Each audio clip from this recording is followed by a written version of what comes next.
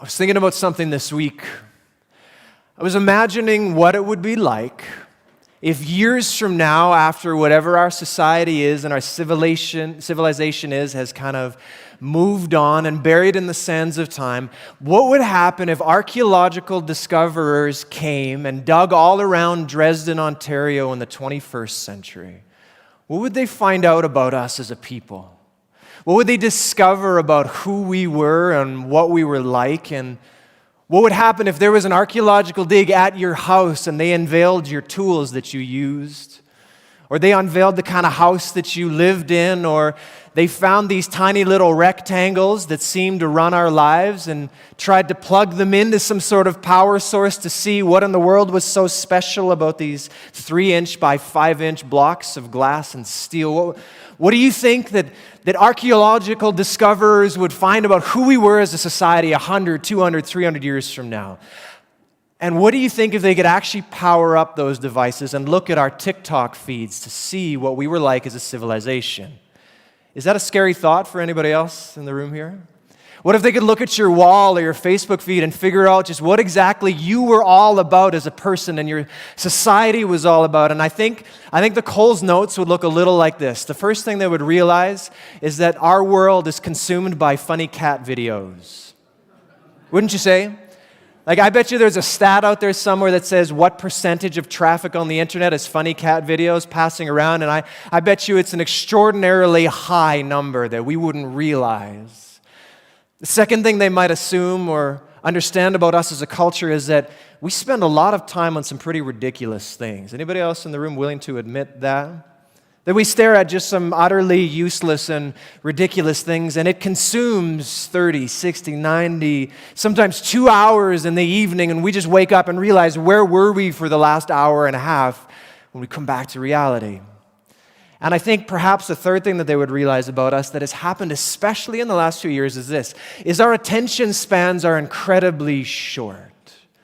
15 seconds is all you get on TikTok to make an impression. 15 seconds. More often than not, people will swipe past your video if you didn't make an impression in the first 3 seconds. And some of you in the room are already disconnecting from my message because I haven't changed my outfit or brought some sort of exciting engagement here on stage. I think they would say that our society has a profoundly short attention span, and it's very difficult for us to focus for any length of time. Now, the funny thing about our world and about these elements of our culture is this, is that you can learn a lot about a society by the art that they produce, if you can call that stuff art. You can learn a lot about a society if you just look at the things that they watch for entertainment, the things that they pass around between each other, the things that they use each night to slow down afterwards. And you can tell a lot about what they believe and what they value and what is important to them. And the longer I have been watching what I have seen on the internet, the more I have become concerned about one very particular trend. And I want to talk to you about it this morning. Something has been bothering me for years now, and it's only come to the surface in this series as I began to put words to this really troubling observation that I've been making, and I want to see if you've seen it too, because it is endemic. It is spread everywhere in our society today.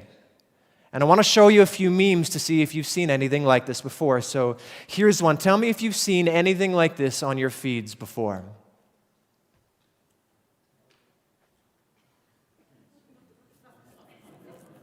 It's coming.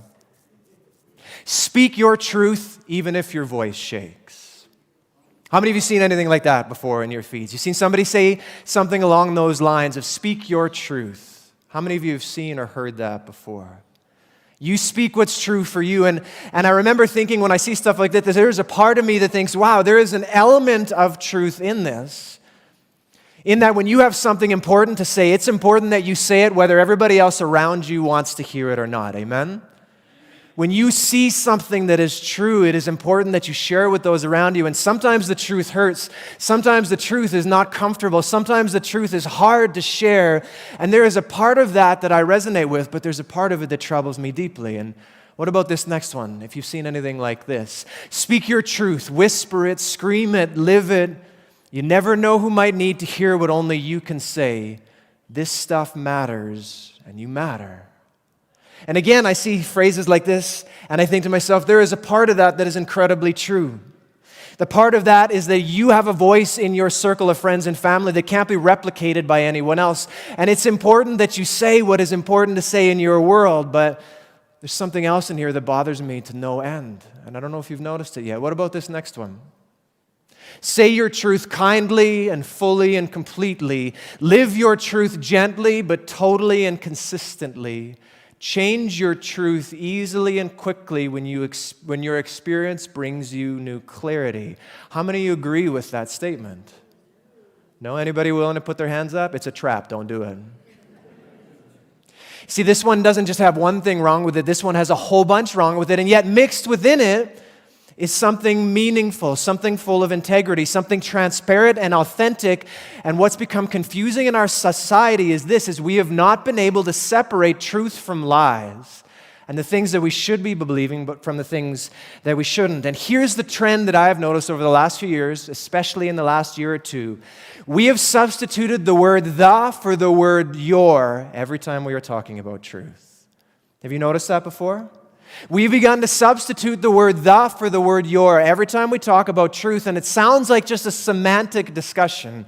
It sounds like just a little thing that we shouldn't worry about too much, a grammatical error, but I promise you underneath that tiny little change is one of the greatest lies our society believes in our day and age today. They believe that the truth isn't something that is constant. They believe that the truth isn't something that you can build your life upon. They believe the truth is whatever you believe it is in that moment, and if tomorrow you change your mind, no big deal, your truth will change along with you. Truth is no longer something that we can stand on, that we can test, that we can build upon. Truth is something that you get to decide, and nobody can tell you otherwise because it's your truth. How many of you have ever had somebody say this to me? Well, you know what, that's your truth, but I have my truth. And what's true for you is true for you, but that's not true for me. Have you heard that before? What's true for you is true for you, but that's not true for me. And I can't tell you how much that statement makes my skin crawl. And if you've ever used it, I'm not trying to attack you this morning. I'm trying to get you to see something that is woven into our society that is slowly but surely pulling apart the building blocks of faith in Jesus Christ. And here's what it is. We have changed the word the for the word your. And we have decided that truth is something that you get to decide for you, and nobody else can tell you otherwise.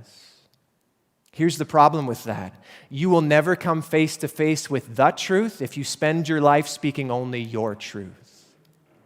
You will never meaningfully be able to build your life upon the truth if all you're ever concerned about is your truth. And the statement that what's true for you is true for you, but not for me, it's an abuse of the word truth.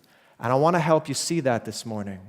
That this isn't just a small thing in our society. This is a massive mistake that we are making, that you get to define what's true for you, and somehow you can tell me to back off because that's not your reality.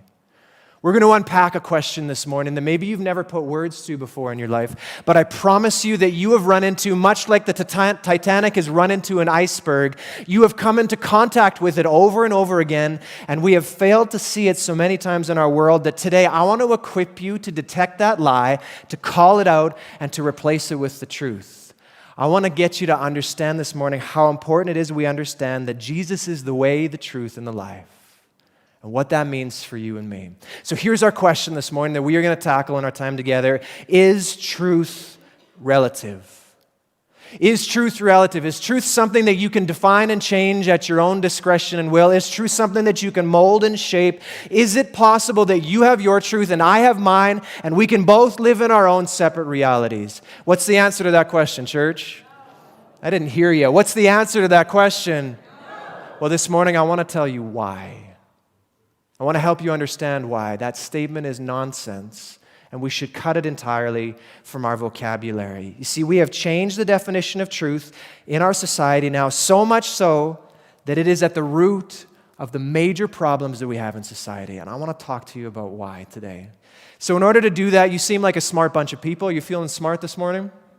You seem intelligent. You seem with it. We're going to talk a little bit about definitions and truth to help you see where we need to begin. And then I want to jump forward into probably one of my favorite and the most impactful verses in the Bible for our society and our culture today. So let's start with the definition of truth. How many of you know what the definition of truth is? It's funny, right? Like, it's hard to describe something that we use that word all the time, but like, what's the definition? How would you tell somebody else what the word truth means? For me, the simplest definition of the word truth is this: it is a statement that corresponds to reality. Do you understand what I mean by that? Truth is some sort of statement, any sentence that you make that actually corresponds to, that describes the real world in which we live, and a lie is anything that doesn't correspond to reality. So, for example, if I stood here and told you I was 12 feet tall, what would you do? If I told you I was a 12-foot tall man, the tallest man that ever lived, what would you do? You'd either laugh in my face or you'd say, well, let's go get a measuring tape and let's see, right? Why? Because my statement is something that you can measure, that you can test, and you can decide, does that correspond to reality? If I told you that I can see through walls, what would you do? I know what my kids would do. They would run around out that door and say, Dad, how many fingers? And if I couldn't get it right, what would you say? That my statement wasn't? Okay. My daughter Zoe, she is probably the funniest person I have ever met. And if you have ever had time with her, you would understand what I mean. But randomly, she gets these deep convictions about what she believes. And she told us one day, she said, Mom and Dad, I can speak French. And we said, really? Which was odd considering she'd never had a French lesson in her life. And she said, Mom and Dad, I can speak French. And she would launch into the funniest tirade of random syllables with the confidence of 10 regular men. And when it was over, you would assume that she was speaking French. But anybody who knew French would laugh and then tell you not a word of that corresponded to reality. Can she speak French? No, that isn't true. So what we need to realize about truth isn't just something that you get to decide. It's not something that you get to define. It's not something that changes today and then tomorrow and then the next day. Truth is any statement that corresponds to reality. Are you with me so far? Good. So what's reality? How many of you ever watched The Matrix? No, we're not going to go down that road. Red pill, blue pill. What is reality? How would you describe something difficult like that to a child who asks you, well, Dad, what is reality? The best definition of reality that I've ever heard is this: reality is what you run into when you're wrong. Isn't that good? Reality is what you run into when you're wrong. How many of you run into reality at some point in time in your life? Oh, there's more than that, I guarantee you. Some of you at 16 years old, you ran into reality hard. Some of you this last week, reality hits you like a 1,000-pound weight. When I was 8 years old, I remember I believed I could fly. It was a high point of my imaginative life as a child. I was 8 years old. I'd watched too many cartoons. This was long before Iron Man or anything like that. And I believed that if I made wings out of cardboard and I flapped my arms hard enough, I would be able to fly. Now, a smart child would have tested that on the ground. Like an intelligent child would have just tried to achieve liftoff from a level plane because the margin for error is small, but I decided to jump off my garage roof and see if I could test this theory. And so here I am at 8 years old, flapping my wings as hard as I can. My little brother, 6 years old, right behind me. Where were my parents? Not close enough. I have no idea where they were. And I jumped off the roof of my garage. I flapped with all of my might, and what do you think happened? I dropped like a rock out of the sky, and I hit the ground as hard as I have ever hit the ground before. Why? Because my belief didn't correspond to reality, right? I fell out of that sky like a 1,000-pound weight. I ran into the ground the way that we run into reality. When your beliefs don't correspond to reality, reality is that thing that you run square into, and it hurts sometimes, doesn't it?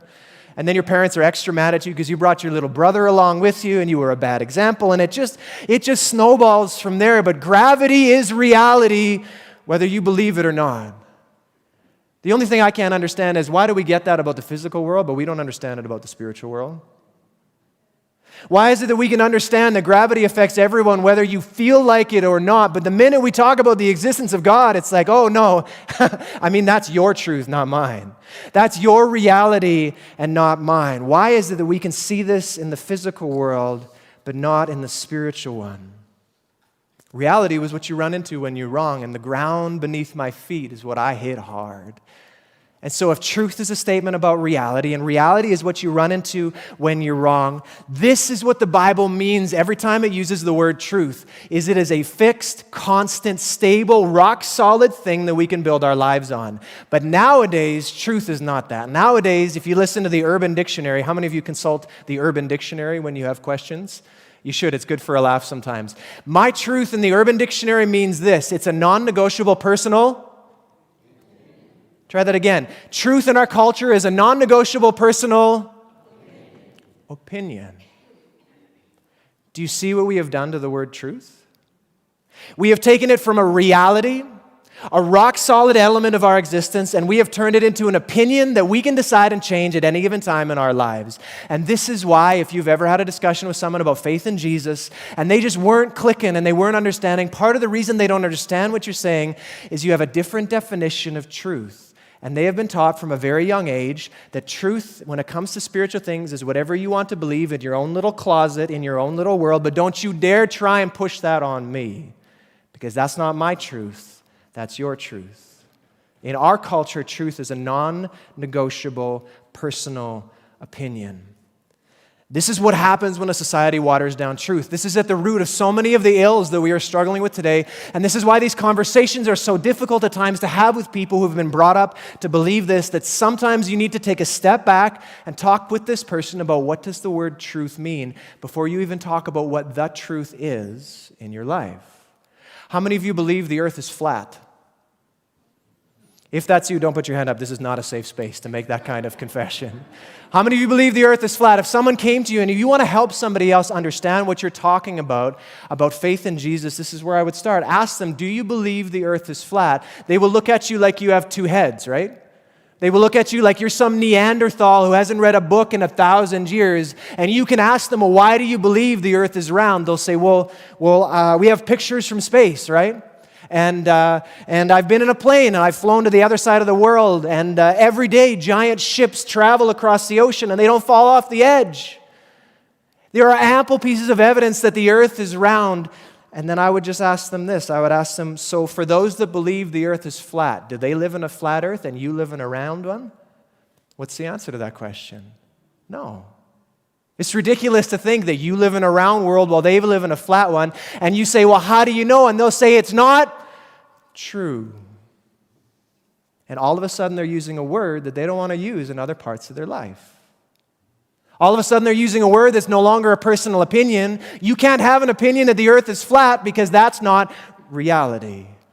And so what I want you to start with, if you ever engage in a conversation with someone like this, is talk about reality. Substitute the word reality for the word truth, and you may begin to get some traction in an area of life that we have so difficult time making space.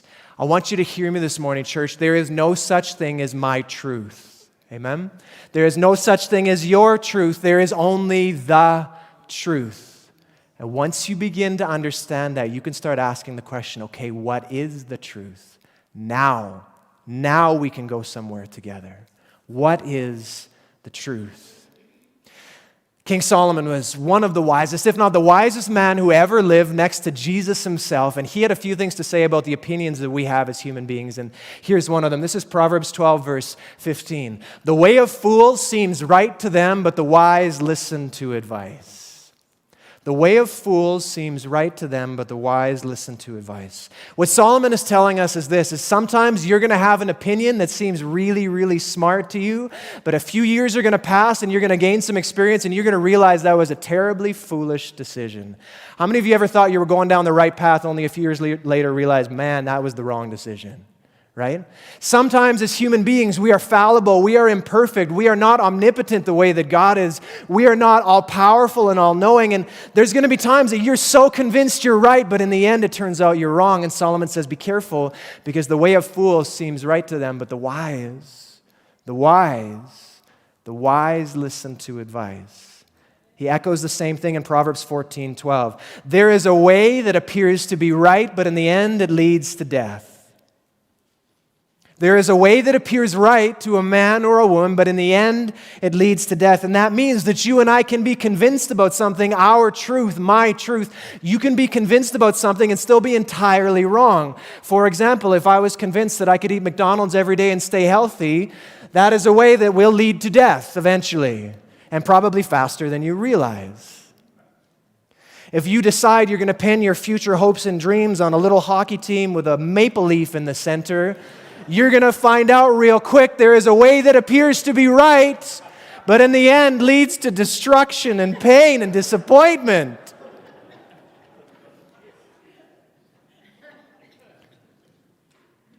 Our society is full of people who are convinced there is a way that appears to be right, but in the end, it leads to death.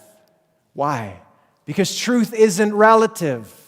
Truth doesn't care about your feelings. Facts don't care about your feelings. And if I have hurt your feelings this sorry, I'm kind of not sorry.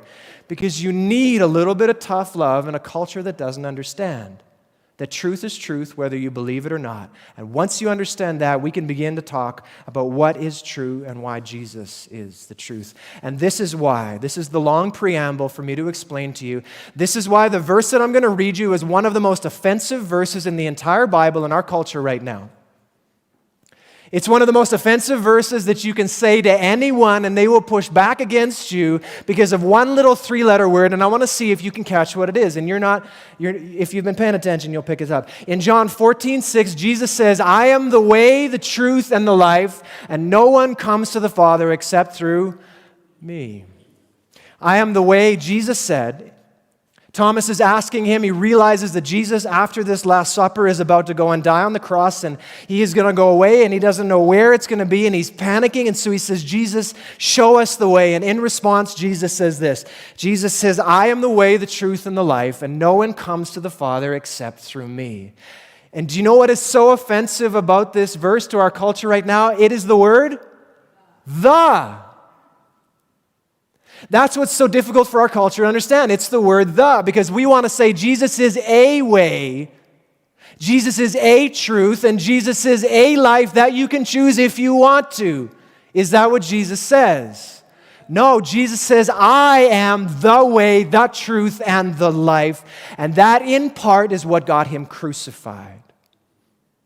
Because he was willing to stand up to the cultural opposition. He was willing to be honest enough with us about reality to say that if you are looking for life, if you are looking for truth, then he is standing there right in front of you.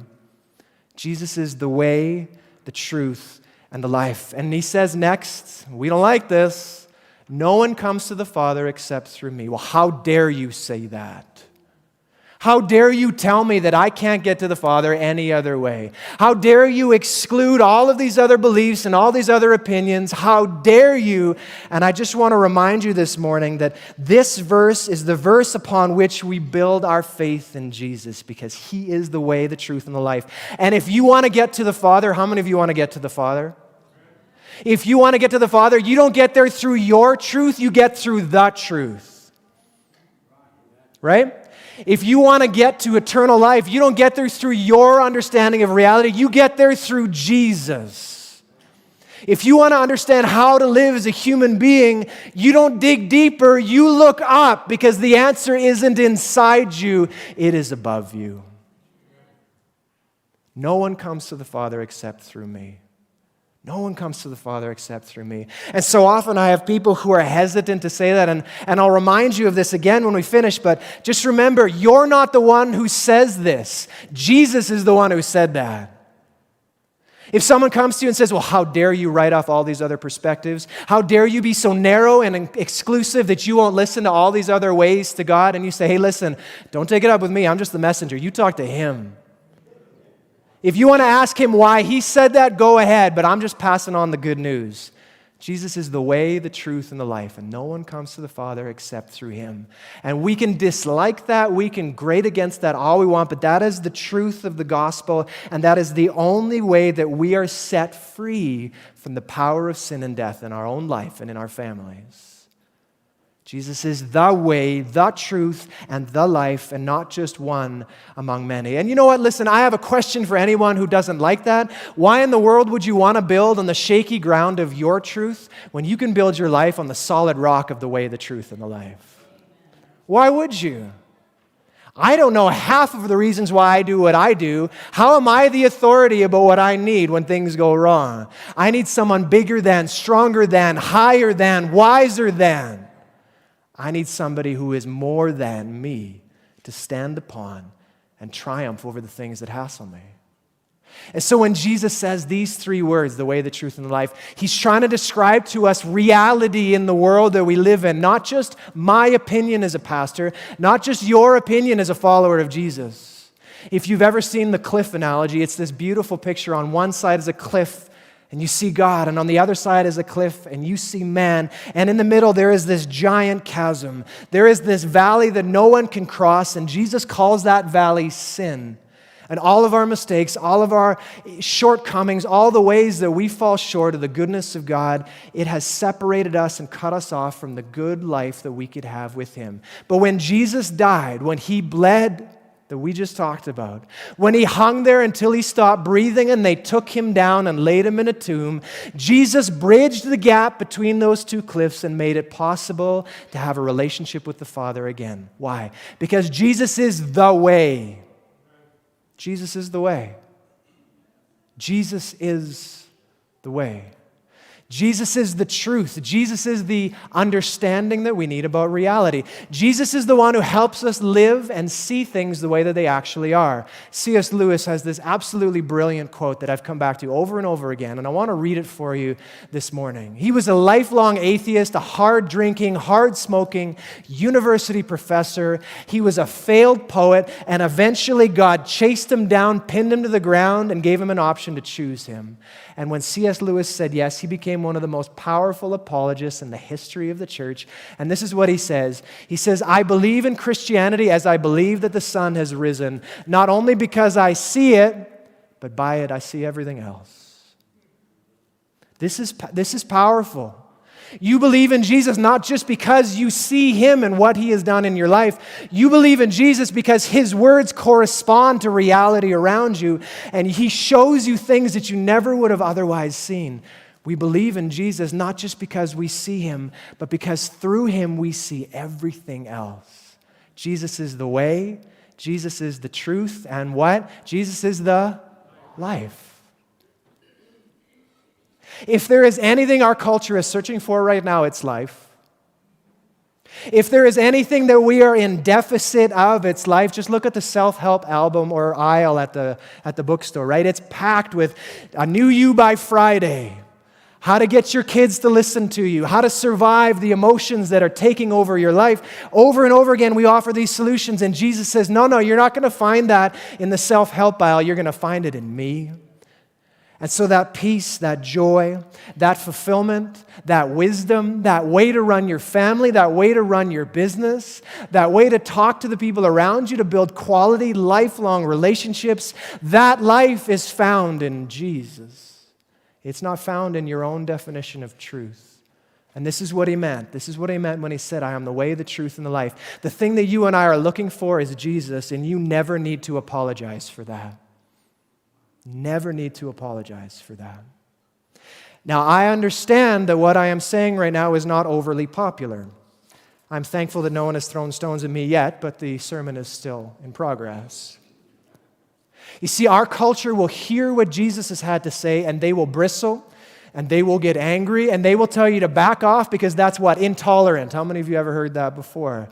That's intolerant. How are you going to say that about everybody else's opinions? What makes you think that you're so much smarter than everyone else?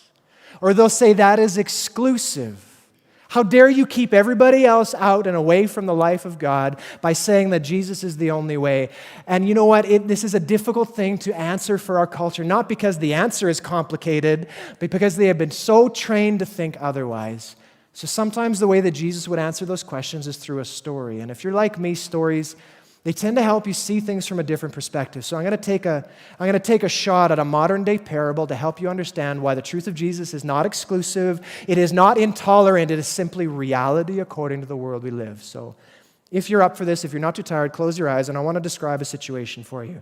If you're going to fall asleep, just keep your eyes fixed on me. I want you to imagine that you're in an airplane, and if flying scares you, then just remember this is just imagining, okay? I want you to imagine that you're in an airplane and you are flying over the Sahara Desert, and as you're flying over the world's hottest and longest and driest desert, all of a sudden there is a major malfunction in the plane and the plane goes down. I don't know if this was mechanical error or whether the pilot made a mistake, but all of a sudden you're in the middle of the sky, and the next thing you know, you wake up and you're surrounded by wreckage on all sides. And you're pretty impressed and amazed that God had saved you and protected you thus far, but as soon as you start to look around, you realize that you kind of went from the pot into the fire. Because you're in the middle of a desert, it's 120 degrees. You have absolutely no supplies. You've searched everywhere on the plane. There's no water, there's no food, there's no nothing. And all you can see in every direction is sand upon sand upon sand. And the sun is slowly cooking you like you are in a sauna every moment of that day. And as you search through the wreckage of this plane, the only thing that you seem to find when you finally get to the cockpit is a tiny little map. It's a map of the area that you have been traveling through and flying through. And you can see that the pilot has written in handwriting right at the top, he has said, if you are ever in need of water, go here, because it's the only place you'll find it. If you're ever in trouble, go here. X marks the spot. Don't go anywhere else. If you're ever desperate for water, go here, because once I had to search for water, and here was the only place that I found them.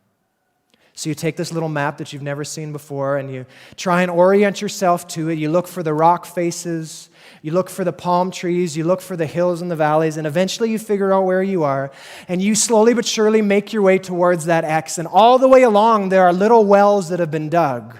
All the way along, the people who lived here before had been searching for water, and one after another of them was dry. Every single one of them, when you looked to the bottom, all you saw was sand and more sand and more sand. Until you walked several miles, you followed that map to a T, you got to this one more well, you looked in the bottom, and you saw water as far as the eye could see. You saw water with a bucket and a rope, and you were able to drink freely, revive yourself, and survive until someone else came to rescue you. Now, I want you to open your eyes. Let me ask you this question. Was that map exclusive? Was that map intolerant of all the other places? Was that map telling other people that they weren't valuable or important, or that geography wasn't an essential part of life? No. All that map was telling you was this, is if you're dying of thirst, here's where you're going to find water. Christianity, the Bible, faith in Jesus, it is a map that says if you are dying of thirst, you need Jesus, and this is where you're going to find him. Don't let anyone tell you that that is exclusive. Don't let anyone shame you into silence. Don't let anyone try and change your understanding of the words of Jesus, that he is the way, the truth, and the life, because there is no such thing as your truth and my truth. There is only the truth. And the only thing that matters is whether or not you say, yes, Jesus, I want to follow you, or no, Jesus, I am going to continue to search the rest of the desert and find my own reality. I want to ask you this morning, if you've never made that decision before, I want to ask you honestly and truly, would you like to choose to find the way, the truth, and the life? Would you like to choose to find Jesus? Would you like to give your life over to the one man who has the answers to the questions of your soul, the one man who is the water in the middle of a dry and thirsty desert, the only man that has what you are looking for? Do you want to say yes to Jesus this morning? If so, it is as simple as a prayer, a conversation with God, where all you say is, yes, Jesus, I believe you died for me and rose again. I believe you are the way. I believe you are the truth, and I believe you are the life. That is what God is offering you and me. And I want you to realize that that offer for life, it doesn't come through your understanding of things, it comes through him. And we must never, ever, ever lose sight of it. Jesus is one of a kind. There is no one else like him. There never has been. There never will be. There is no one else that you can turn to in your moment of need. There is no other way to the Father. That isn't intolerant. That is reality. And the sooner we come to grips with that, the sooner we will find the life that we have been searching for. Let's pray.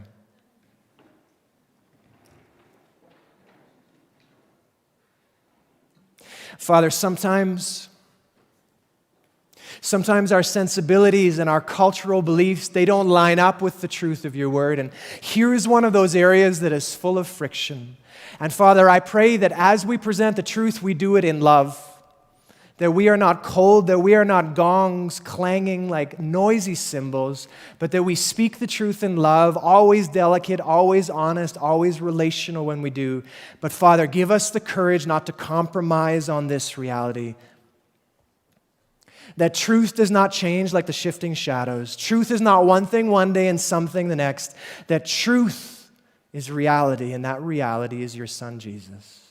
Father, give us courage to follow him in the midst of a world that simply does not understand. In his name we pray. Amen.